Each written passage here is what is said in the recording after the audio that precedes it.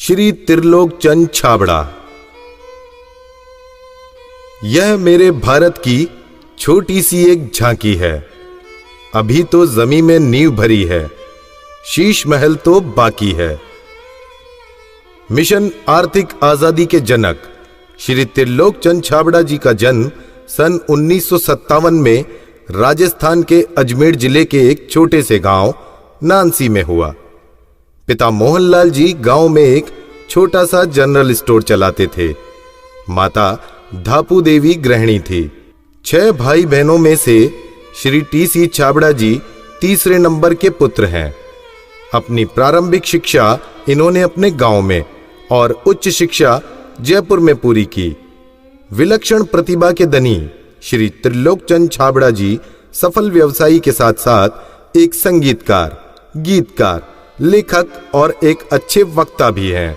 मेरी शादी बचपन में जल्दी हो गई थी और 77 में हुई और बहुत ही सरल और स्वभाव के और अच्छे स्वभाव के मुझे मेरे हस्बैंड मिले। हम एक भिलवाड़ा आए और फिर 2000 में ये जो सिस्टम है आरसीएम चालू किया।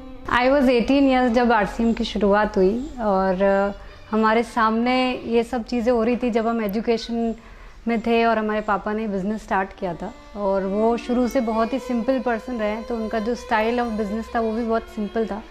But at the same time वो ये जो उनका एक प्रिंसिपल है कि things should be in a very organised manner. Trilok Chand Chhabra ji को मैं लगभग पिछले 27 सालों से जानता हूँ और उनके सानिध्य में मैंने काम भी किया है। छाबड़ा जी की जो सबसे पहली क्वालिटी है कि या तो लोगों पे जिन लोगों पे भी जो विश्वास करते हैं उन लोगों पर पूरा बिलीव करते हैं, और दूसरे उनकी जो क्वालिटी है कि वो किसी काम को करने की जब ठान लेते हैं तो उस काम को किसी भी हालात में उसको पूरा करते हैं।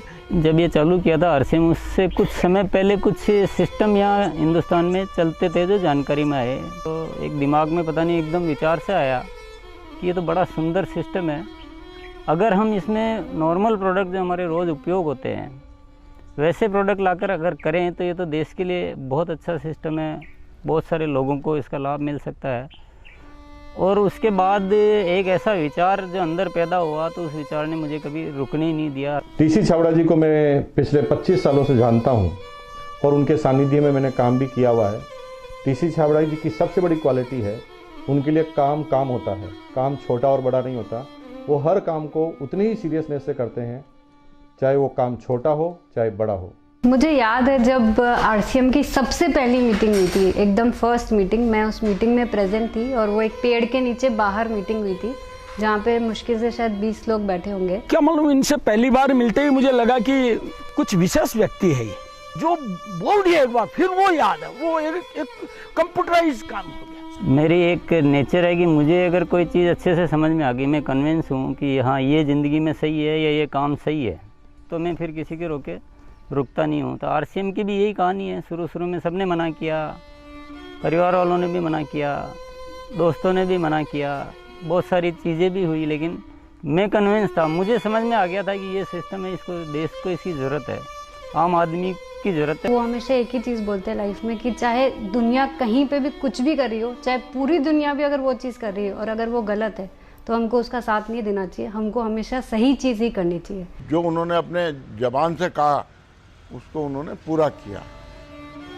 जबान के सच्चे ये उनमें मानता है। एमएलएम के नाम पर ज़्यादातर कंपनियां कुछ महंगे प्रोडक्ट लाती है उसमें और ज़्यादा कुछ उसमें से बांटने की कोशिश करती है, और हम आरसीएम में ऐसे क्यों प्रोडक्ट लाते हैं जो बहुत कम रेट में होते हैं। बहुत ज़्यादा इधर कुछ चीज़ों को हाई फाई करना या कुछ बहुत ज़्यादा हर कहीं खर्च कर देना, तो मेरे को कुछ महंगी चीज़ खरीदना पसंद नहीं है लाइफ में। तो मेरे को जो पसंद नहीं है मैं बेच कैसे सकता हूँ। हमारे हिंदुस्तान का मिशन मंगल इसका एक बहुत बढ़िया उदाहरण है कि उन्होंने उस पर्टिकुलर बजट में उनको बनाने की सोचा तो उन्होंने वो चीज़ बना कर दी। ये कोई भी वादा करते हैं वो पूरा करते हैं और इन्होंने जो सोच लिया कि मुझे ये काम करना है वो करके रहते हैं, और इन्होंने जो भी सोचा ईमानदारी से कर रहे हैं पूरा। बहुत सारी चुनौतियाँ आई इस काम को करते हुए।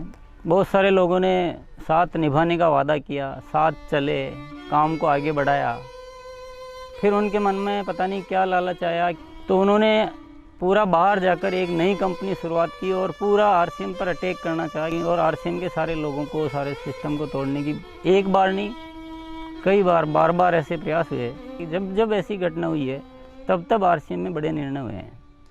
जो सामान्य गति से चल रहा था उसमें एक मजबूती आई, एक बड़े निर्णय लेने की ताकत आई कि अब तो इसको करके ही रहना है।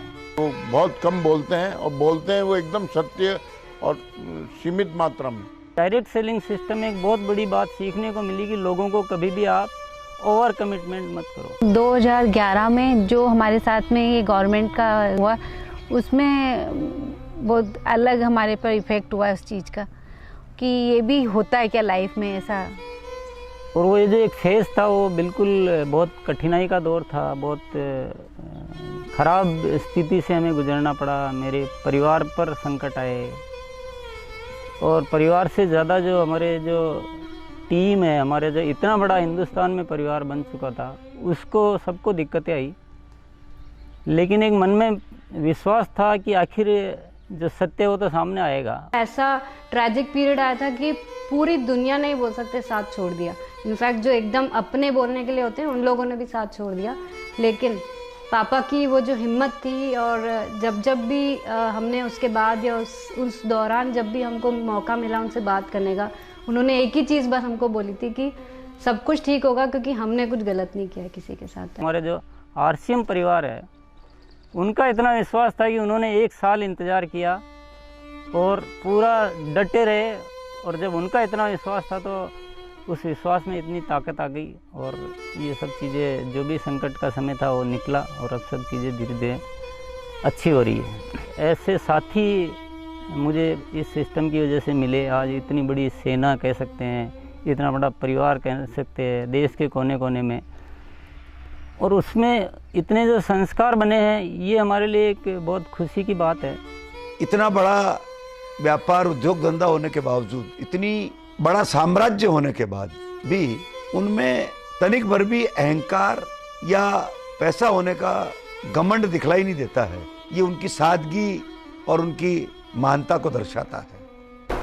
मुझे मेरे फादर इन लॉ की एक क्वालिटी सबसे अच्छी लगती है कि वो आज इतना बड़ा बिजनेस करने के बावजूद भी वो इतने डाउन टू अर्थ है कि किसी को भी विश्वास नहीं होता जब मैं उन्हें उनकी बातें, उनके किस्से सुनाती हूँ। एक छोटी सी बात ले लीजिए, अगर हम जब भी खाना खाते हैं हम डाइनिंग टेबल में बैठ के खाते हैं, पर वो आज भी प्रेफर करते हैं कि हम ज़मीन पे उनके साथ बैठ के उनके साथ भोजन करें। त्रिलोकचंद जी छाबड़ा एक व्यक्ति नहीं, आंदोलन है। उनके जीवन में उन्होंने बहुत संघर्ष तो किया ही है, लेकिन सबसे बड़ी बात उनमें है सादगी और सच्चाई।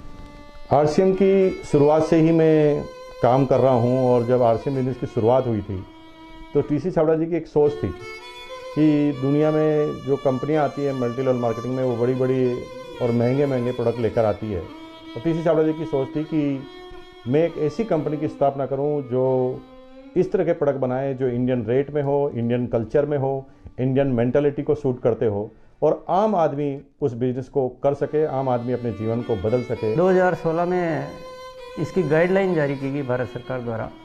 उसके बाद से इसमें काफ़ी स्पष्टता आ चुकी है। उसके बाद हमने पूरे सिस्टम सेट किए, हमने पूरे टेक्नीशियंस सेट किए, हमने लेबोरेटरी सेट की और इतना बड़ा सेटअप हो चुका है कि आज हमारे आरसीएम की प्रोडक्ट रेंज में करीब 400 प्रोडक्ट शामिल हो चुके हैं और आगे ये श्रृंखला चालू है। आरसीएम क्यों अपनी ओन मैन्युफैक्चरिंग इकाइयाँ स्थापित करता है या अपना सेटअप क्यों लगाता है, इसके पीछे जो मुख्य कारण है कि आरसीएम ने अपने प्रोडक्ट डेवलपमेंट में 4 कमिटमेंट कर रखे हैं कि ये चारों चीज़ें हमेशा रहेगी। पहली चीज़ है प्रोडक्ट उपयोगी होंगे, दूसरा स्वास्थ्य के लिए अच्छे होंगे, क्वालिटी नंबर 1 होगी और रेट बहुत रीजनेबल होगी।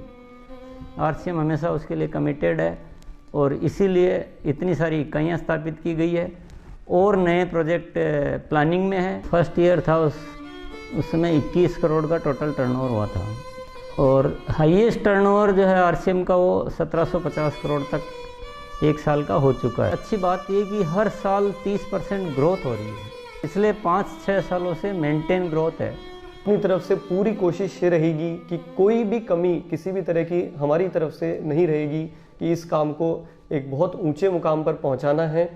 और जब लाखों लोगों के जीवन में अगर हमारे इस छोटे से प्रयास की वजह से अगर थोड़ा भी हम कुछ योगदान कर सकते हैं, ये हमारे लिए बहुत गर्व की बात है। मेरा गोल जो है वो ये है कि आज अपन इस RCM को हिंदुस्तान में नहीं बल्कि कुछ ऐसा करेंगे कि पूरे विश्व में इसका बहुत बड़ा नाम हो। तो आइए सदी के इस महापुरुष, आर्थिक आजादी के जनक, लाखों लोगों के प्रेरणा स्रोत श्री त्रिलोक चंद जी छाबड़ा को हम सब खड़े होकर जोरदार तालियों की गड़गड़ाहट के साथ ओजस्वी उद्बोधन के लिए आमंत्रित करते हैं।